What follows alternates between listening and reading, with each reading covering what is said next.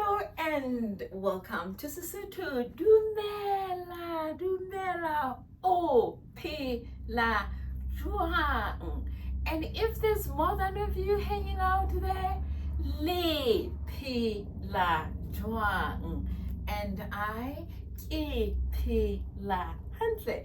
Okay, so we just finished our session on the Sesotho borrowed words. Now, how do we form the locative case from these words? The locative case tells us something about place. Like I mentioned earlier, in Sesotho, there are different ways in which we denote a place.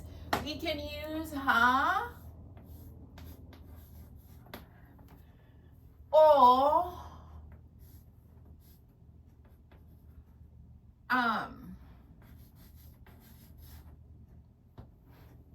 denote the ending of our words with ng. What kinds of words help us form the locative case in Sesotho? Do you remember what we said here? Ha ma bode. Ha ma bode.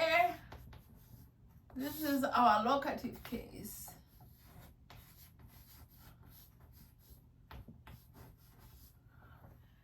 Ha mabode. Mabode is the name of a person, and ha means a place named after this person, or maybe this person was the founder, something like that. And if you're still confused about locative, just look at the first part here. It looks like location, so it's something to do with place. Sometimes in grammar we use all kinds of words. Don't let the terminology confuse you. And ng. So in Sesotho, we can use this ending ng to denote a place. For example, if you say, Victoria, where are you going? I can say, yeah. Can you turn this into a place for me? Yeah, coming. Very good. Yeah, coming.